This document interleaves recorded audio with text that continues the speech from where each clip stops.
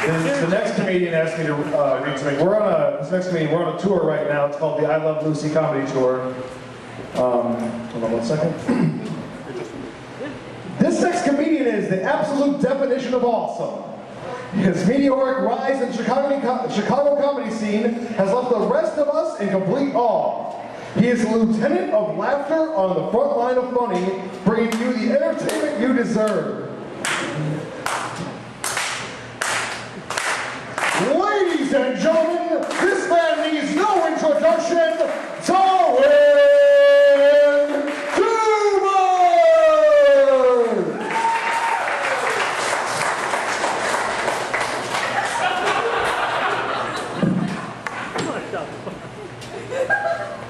Hey there, where my Doobers swooners at? Here in St. Charles, Illinois, folks. Clap it up for being here. Here at the A.O.K, or as I like to call it when the Doobs is in town, outstanding comedy.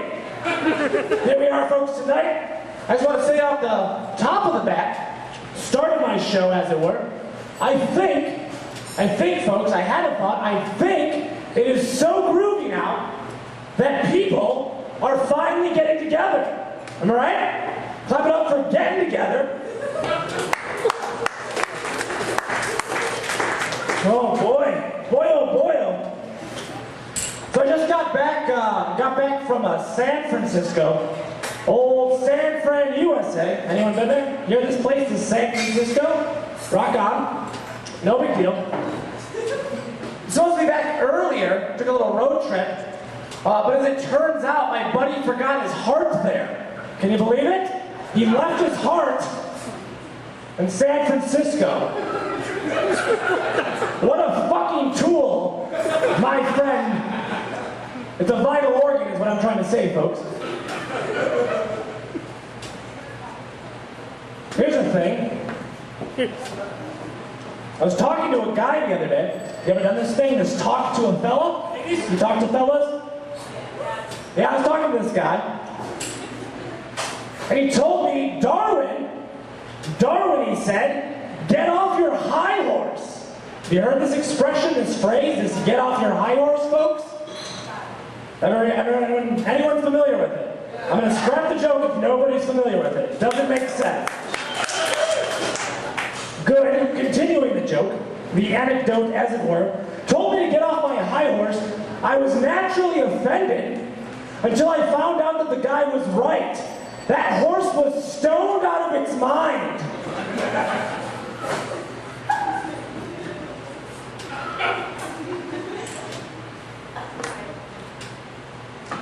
Anyone here like the old television? The boob tube? You ever watch this thing, this boob tube? Folks, this boob tube is something else, right? Talk about lying in the media, am I right, folks? Lying in the media. Clap it up if you hate the rampant lying of the media. Tired of it. The other day, somebody on the boob tube, the television set, told me to trust the Midas Touch.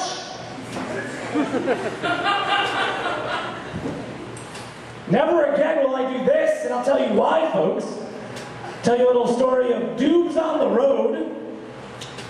I have this POS car, right?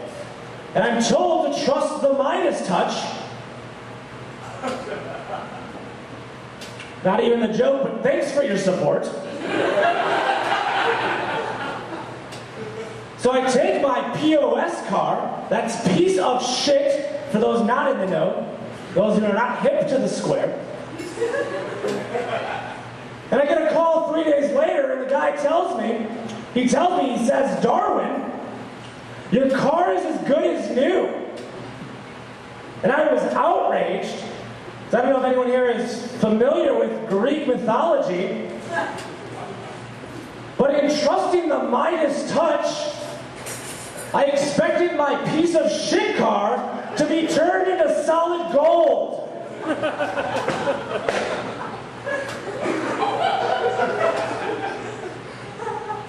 I'm saying? Gold worth more than a piece of shit. You would date me if I had a gold car, right? But now I just have a regular old 1994 Ford Escort. Still chugs a little, but it works perfect. Did someone woo a Ford Escort? Hold on. Who wooed a Ford Escort? Who did? Sorry, ladies. Back there? I don't know if this is gonna work. Nope. Stop wooing the Ford Escort. Hey, ladies.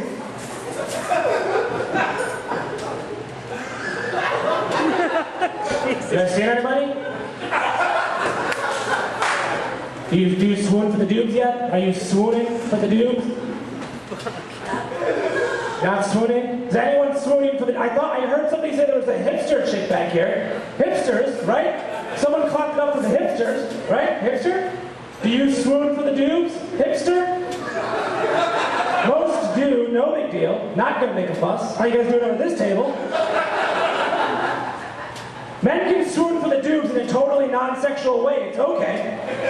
You guys swooning for the Doobs tonight? Oh. That's a problem. Bad idea. Note to self.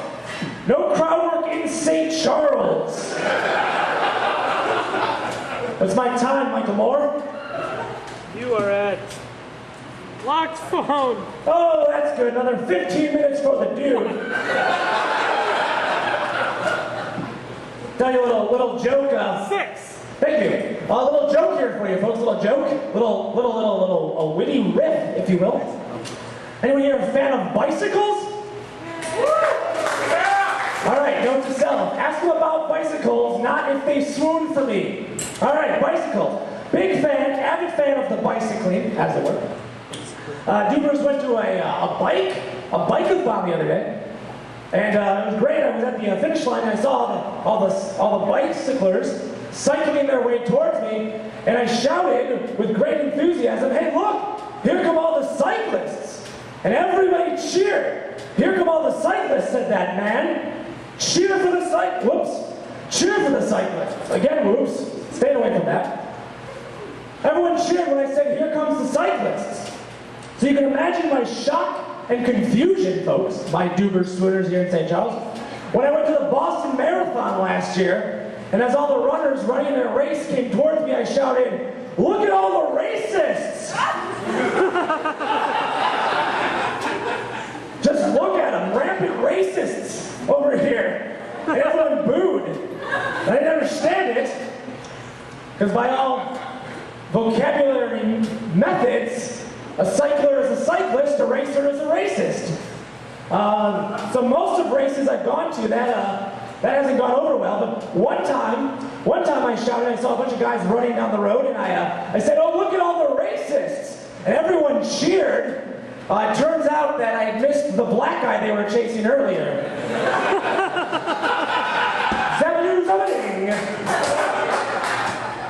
That's a joke. What else, folks? Oh my God, so many things happening. I think I'm gonna end on a story, a real story, folks. This happened the other day. Yeah, this is a good one.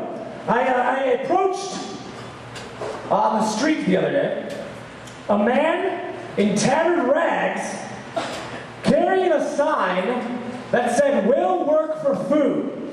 Have you ever seen these people? I think they call them the homeless. No big deal. But I went up to him and I said, Sir, I said, "wouldn't your sign work better if it said, 'Will work for money'? That way you could purchase things like the food you're currently looking for, and a house in which to shelter you from rain, solve that homeless predicament." Guy turns to me and he says, "Sir," he was polite, he said, "Sir, I'm not homeless, it's my wife, she can't cook." Right?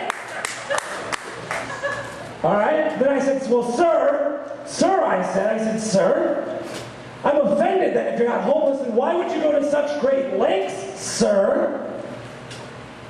to dress in tattered rags when you in fact are not homeless? And he replied, he said, Sir, he said, we're not on a first name basis, he said, sir, you don't understand the half of it.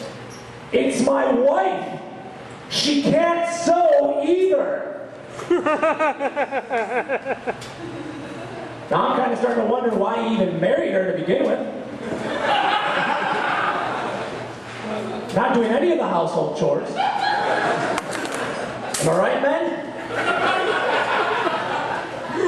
So I had to ask him, I said, well, sir, why don't you just tell her to cook and sew for you? And he said, sir, you don't understand the half of it. Okay? I don't understand the story. So I inquired. I say, sir, well, then tell me what's wrong. And he says, it's my wife. I'm terrified of her. This perplexed me. I was a little stunned in silence, much as you are. And I said to this man, I said, well, sir, why are you terrified of your wife? To which he responds, because I'm married to a ghost. That's weird, I know. What, exactly? I had to inquire still further. And I said, well, sir, you should have thought about that before you tied the knot, you know? Before you tied the old knot. And he said, oh, don't I know it? I didn't think that after I hanged my wife and framed it as a suicide, that she would come back from the grave, haunt me, and still wish to be married. Am I right, folks? Marriage, it's the pits. Ladies and gentlemen, I have been me, you have been you, and together we are forever. Thank you, good night, everybody.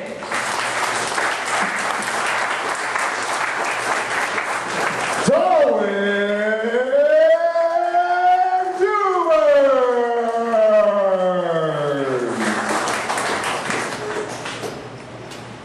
That was weird.